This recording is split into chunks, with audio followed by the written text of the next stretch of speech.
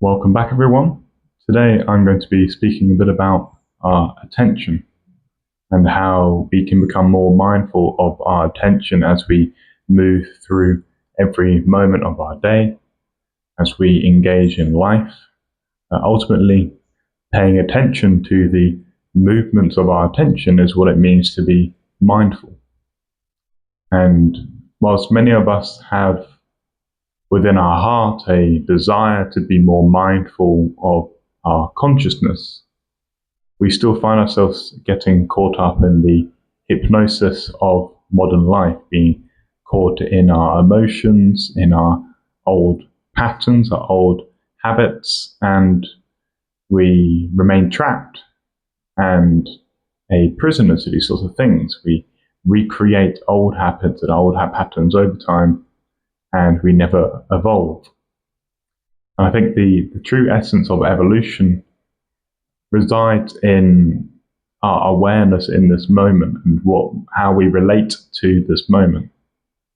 And how we relate to the moment is dictated by our attention. So I guess that's a very elaborate way of explaining that your attention is very, very important.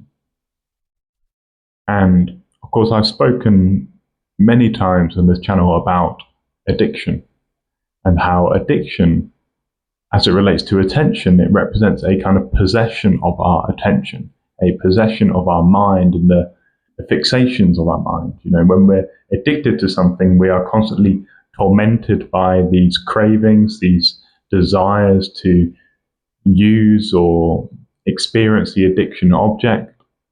And those things, those patterns, have a strong stranglehold in our mind, and we find that we do not have the freedom to pay attention to the things that we wish to do because we are constantly being seduced and tempted by those old patterns within us. Now, I think what freedom really means is having the space and the awareness to direct and control your attention so that you are not caught up in the currents of your impulses and your reactions. You're able to sort of rise above your reactions and your impulses and your lower nature.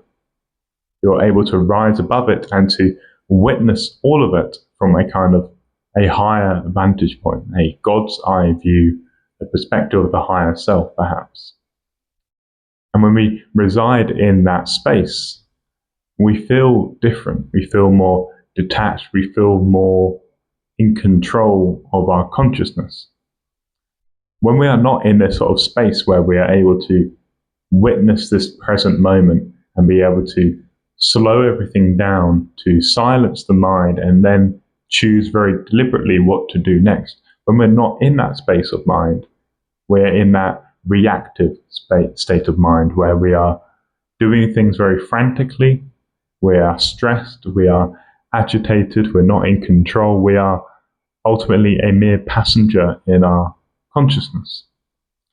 And the majority of human beings live within this state. It is quite a rare thing to become realized to the extent whereby you can choose consciously what to do in this moment. Most people do not have that luxury, nor do they have the capacity to cultivate it. But if you're watching this video, obviously you are on a different kind of path because you have reached this video. Hopefully what I'm saying makes sense to you and it is stirring within you certain ideas and thoughts and reflections. That's what this is. It's a kind of transmission to create a kind of state of consciousness within you that you can bring into your own life to transform your own experience so that you can live more consciously. Because when we live more consciously, we naturally bring more freedom into our life. And I think all human beings, we naturally aspire towards having more freedom, more ability to choose, an ability to rise above our lower nature, and our ability to pursue the things in life that truly satiate us, that truly provide us meaning. Like I've spoken about in the past, addiction represents an inversion of our meaning structure, an inversion of our values, because it takes that basic impulse towards feeling good, but it allows that orientation to good feelings to be subverted by something. And we think we are freely choosing the addiction, but really it is slowly taking away our will. And when we're deep in the crutch of addiction, we are not free. We are prisoner to these cravings. We are tormented by these deep patterns that have become embedded in our mind, these things that are called samskaras in yogic philosophy, these deep impressions. Like if you imagine, say, you skiing down a ski slope, and when you ski down the same slope in the same position repeatedly over time, you create these indentations, these markings in the snow that are the representation of your repeated actions and patterns and thoughts. We should think seriously about this idea, about how each thought that we have is leaving an impression within our consciousness. So we have a tendency to think about something more and more repeatedly, frequently, and that is creating an even deeper groove. And this is essentially what yogis mean by the notion of karma, the notion of the causes of our actions, and how our actions and our thoughts, not just our physical actions, but our mental actions, create these impressions that last over time. When we're trying to learn something, we are taking in certain sensory impressions, and we're hoping that we will be able to remember it and comprehend it. And ultimately, for the sensory impressions, whether you're reading a book or watching a video, we're hoping that will create some kind of transformation within our mind that will then lead to a shift in our experience, and then we can act in the world with more wisdom, more knowledge, more insight. And that is ultimately learning, in this case, is a kind of positive karma, a positive habit where we are trying to move our consciousness towards higher states of being. Now, of course, in the case of addiction, that represents a case whereby our impulse towards higher states of mind is subverted, because the good feeling provided by addiction is an illusion, of course. And when we have more of it, it doesn't make us feel, makes us feel good very transiently for a fleeting moment, but it does not lead to a long lasting or an enlightened form of well-being or happiness. In fact, it makes us feel more empty. It drags us down, and it makes us less free, less healthy, and just in the simplest terms, it degrades us. And the samskaras, the habits of our mind that are incurred within us from addiction, the samskaras that are left within the addictive pattern are trying to make a deeper emptiness within your mind that you're trying to fill with the addiction. And this is the thing with addiction, of course. The more you indulge within it, the deeper the pattern that you create in indulging in the addiction, the stronger those cravings become. And the only way to overcome such cravings are to be able to witness the cravings without reacting to them. That's the real first principles of breaking any bad habit.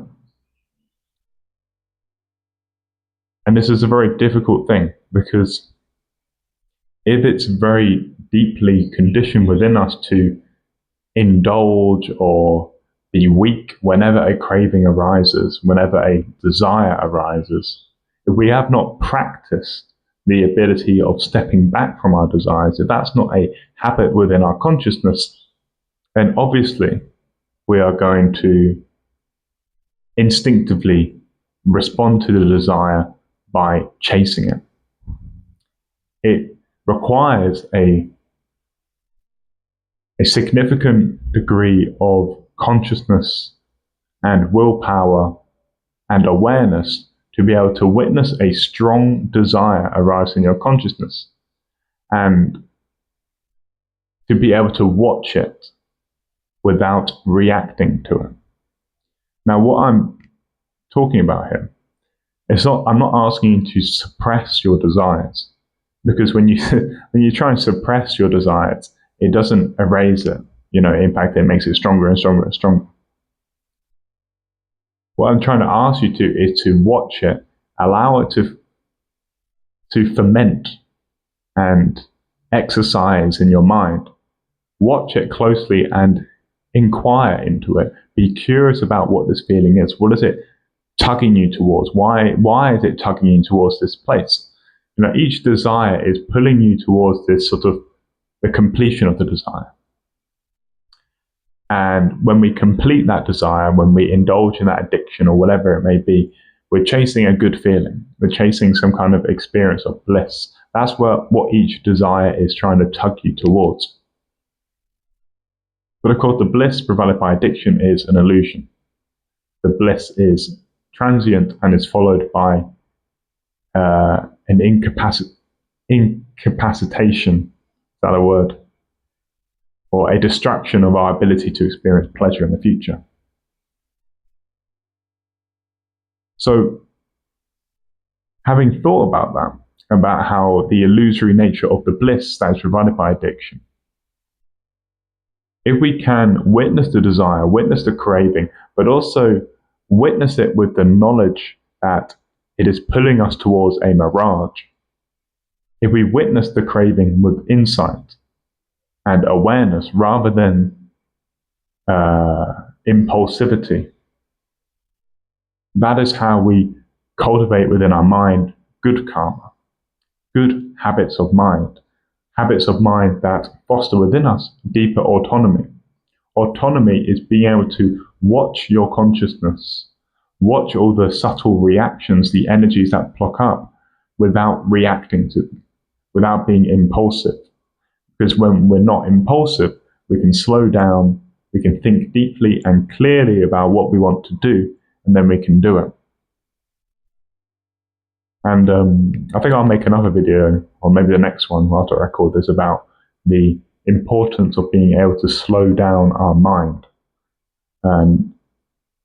which obviously is a difficult thing to do in our hyperstimulatory age, where we are constantly stimulated by our phones, by a constant supply of novelty and all sorts of pleasures and stuff. But especially in these times where our attention spans are so short, we need these ancient meditative techniques.